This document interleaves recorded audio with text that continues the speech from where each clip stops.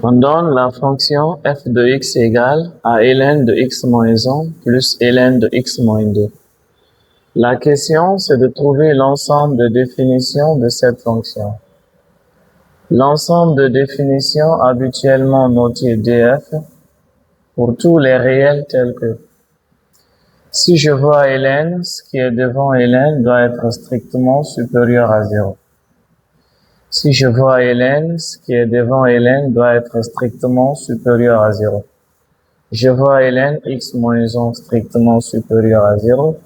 Je vois ln x moins 2 strictement supérieur à 0. Pour savoir dans quel intervalle x moins 1 est positif, il faut étudier son signe. Pour savoir dans quel intervalle x moins 1 est positif, il faut étudier son signe.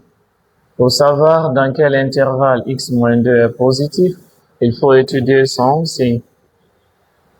Pour étudier le signe de x moins 1, on va poser.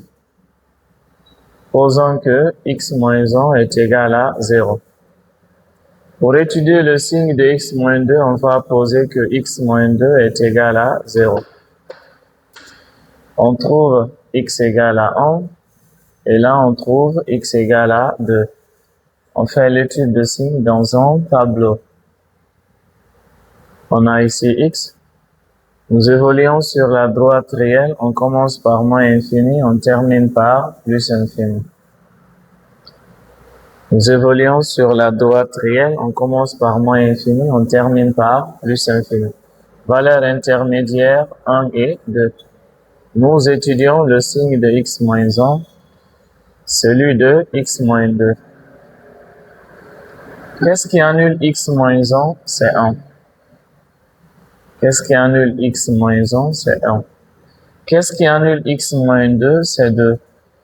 Qu'est-ce qui annule x moins 2? C'est 2. Polynôme de degré 1. Le signe du coefficient plus, contraire de plus, moins avant le 0. Quand on dépasse le 0, on change. Polynôme de degré 1. Le signe du coefficient plus, contraire de plus, moins avant le 0. Après le 0, plus. Attention, on ne fait pas le produit des signes. Attention, ici on ne fait pas le produit des signes. Pourquoi? Parce qu'il est impossible de prendre un signe moins devant ln multiplié par une autre expression qui est devant ln.